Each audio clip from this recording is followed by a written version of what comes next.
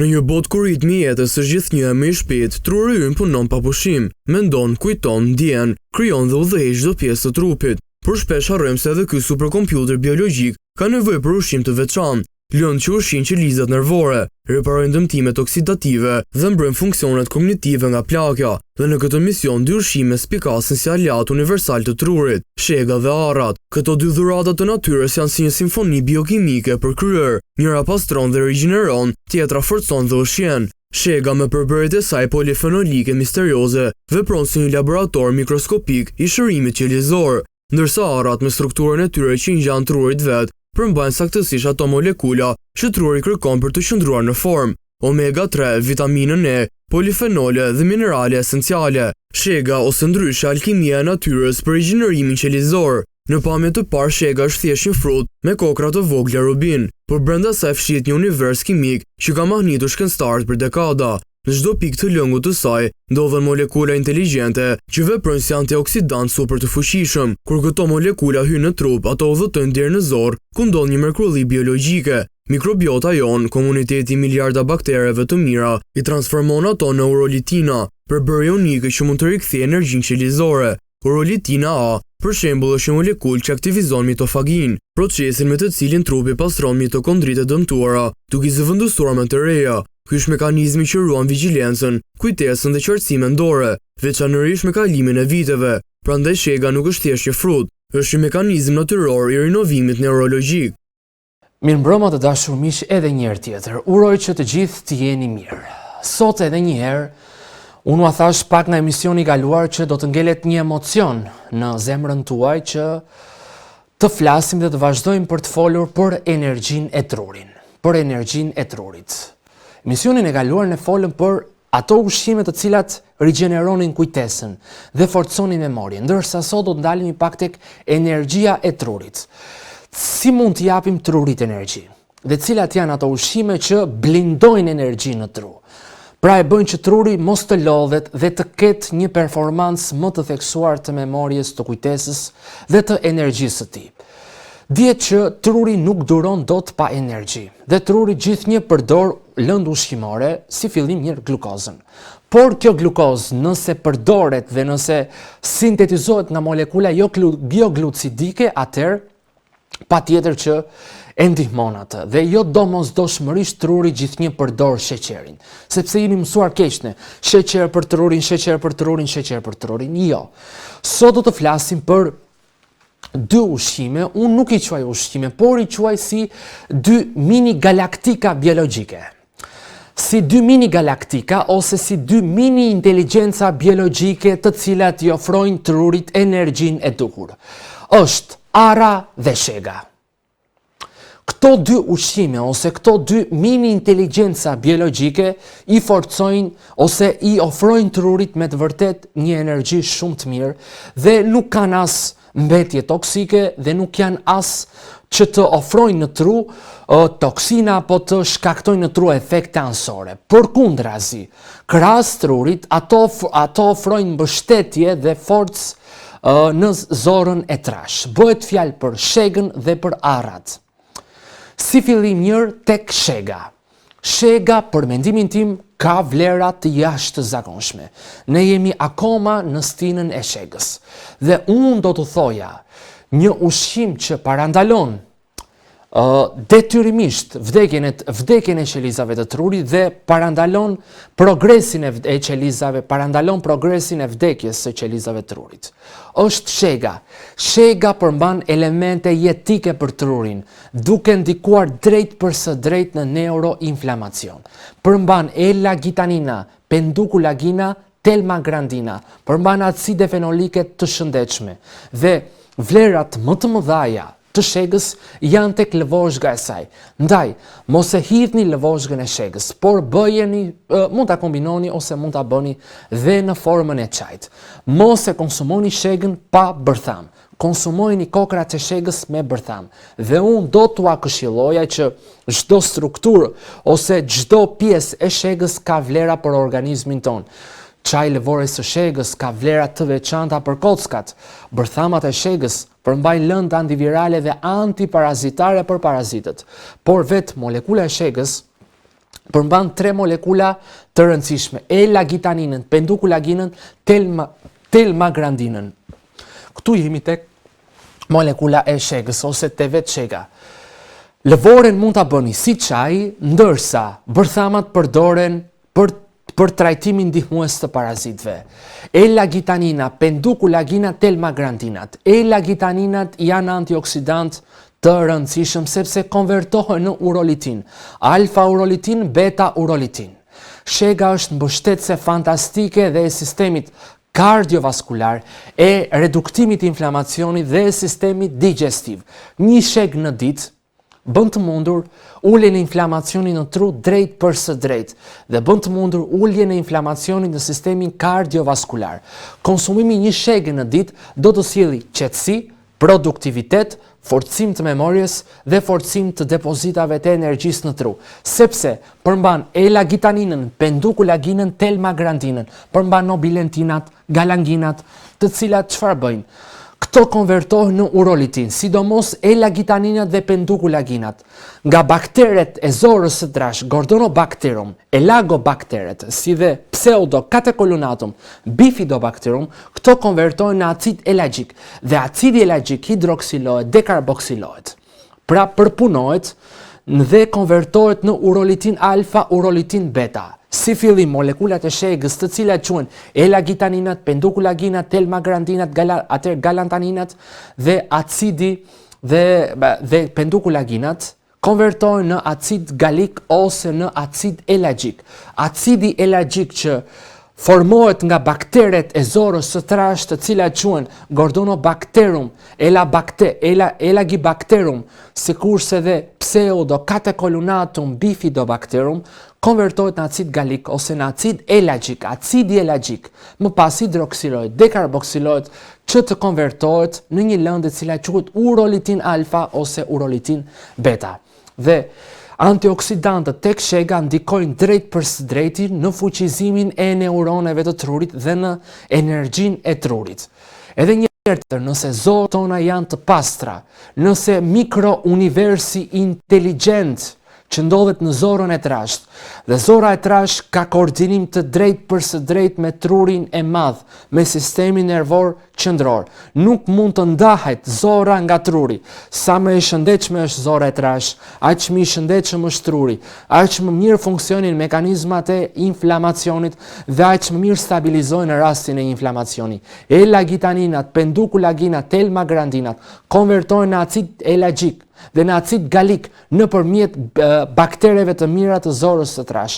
Më pas me anë të disa beta-glikozidazave, alfa-glikozidazave, më pas me anë të disa L-agitaninazave, të cilat janë enzima të cilat edhe njëherë tjetër këto heqin grupin e metilit, formojnë urolitinën, urolitin alfa, urolitin betën, të cilat këto stimulojnë nukleusin e traktit solitar, që nervi vagus ta perceptojë këtë gjë dhe të forcohet sinteza e acetilkolinës dhe disa aminoacideve inhibitore të cilat qëndrojnë në korteksin prefrontal. Të forcohet edhe sinteza e disa lëndëve në tru, të cilat ushqejnë trurin, BDNF, faktori neurotrofik cerebral. Pendukulaginat përsëri tek shega mbrojnë trurin e vogël. Këtu kemi trurin e vogël. Këtu kemi dhe sistemin retikulo ose sistemin retikulo mezencefalik. Këtu është edhe sistemi vegetativ që njihet me emrin sistemi limbik. Këtu është truri i vogël, korteksi prefrontal. Molekulat e shegës çfarë bëjnë? Forcojnë hipokampusin. Hipokampusi është qendra e kujtesës.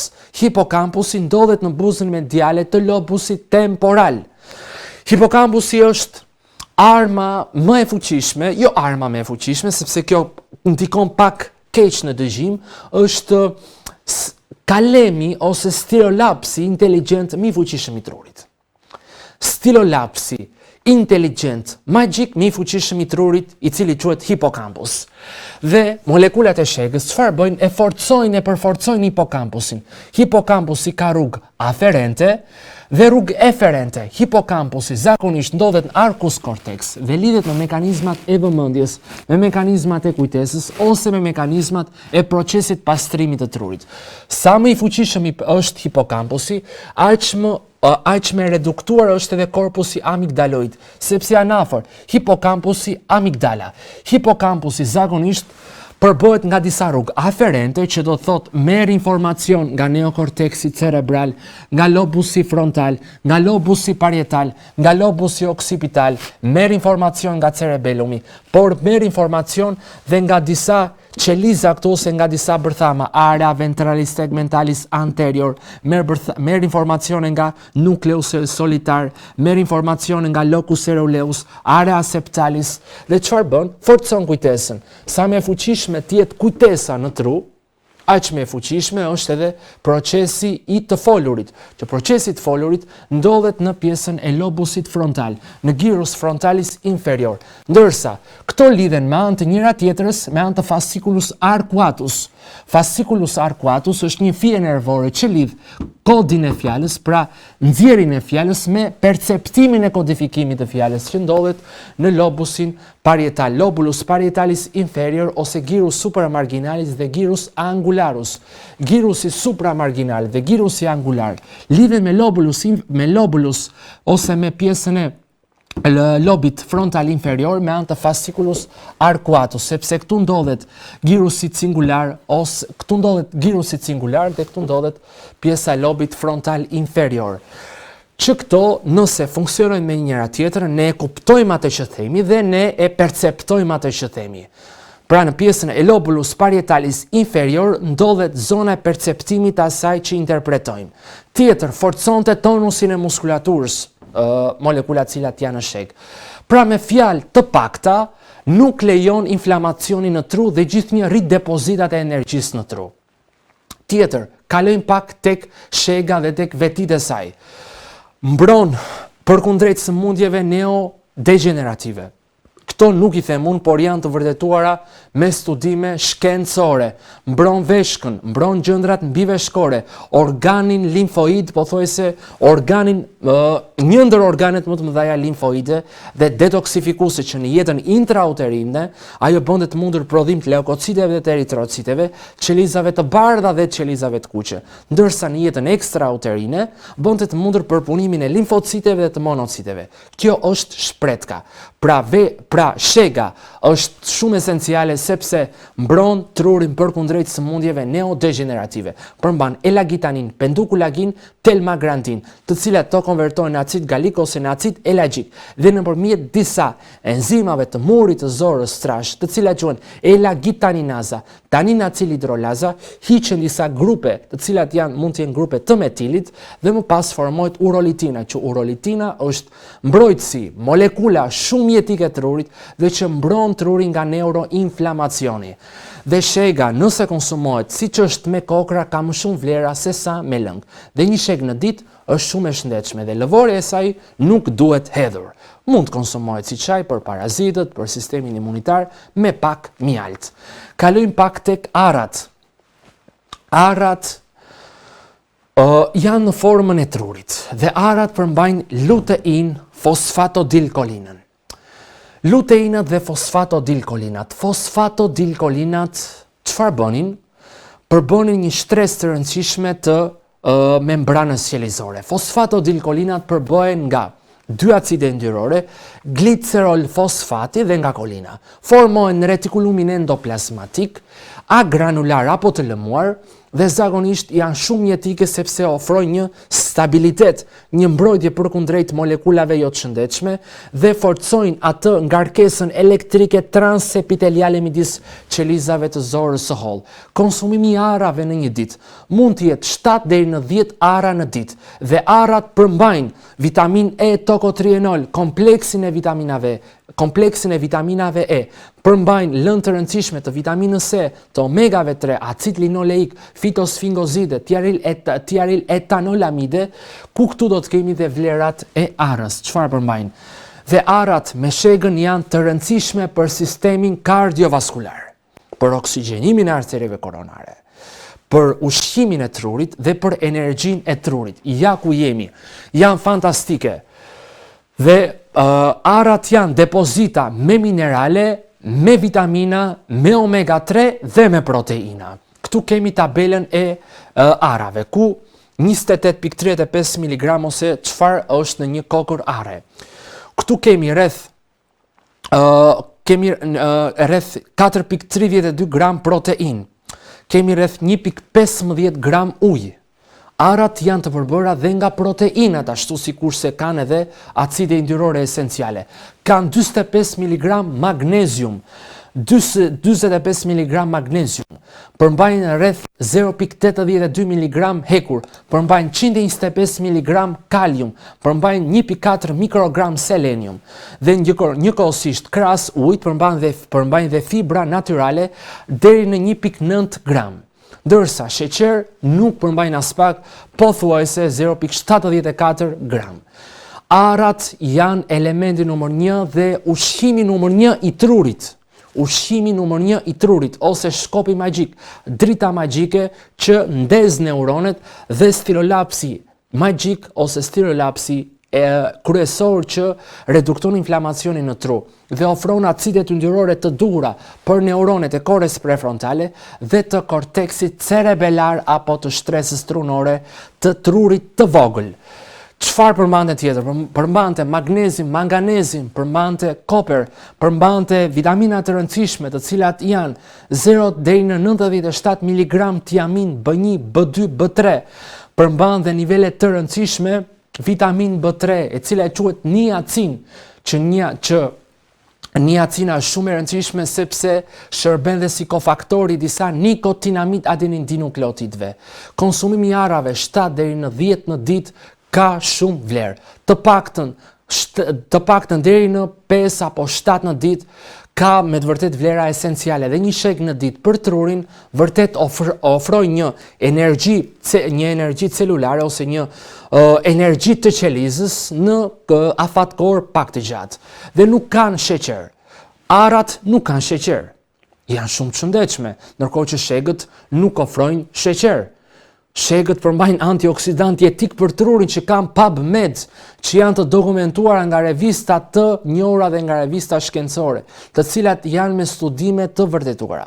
Prandaj konsumimi i arrave deri në 7 në ditë apo 5 në ditë dhe i shegës 1 në ditë që të konsumohet me bërthamat e saj dhe jo e shtrydhur me lëngje të tjera, kanë vërtet shumë vlera dhe shumë përfitime në trurin ton. Dhe mbrojnë zemrën, veshkën, përmbojnë shpretkën që është një organ limfoid ku përpunonte monocitet, përpunonte limfocitet dhe ka një rrjet vaskulare të shëndetshme.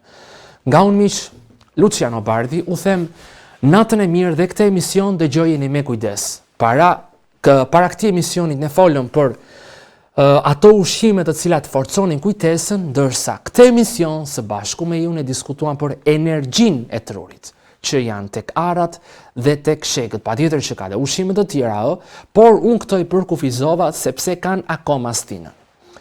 Ju uroj miq natën e mirë dhe miru takofshim në emisionin tjetër. Natën e paqt.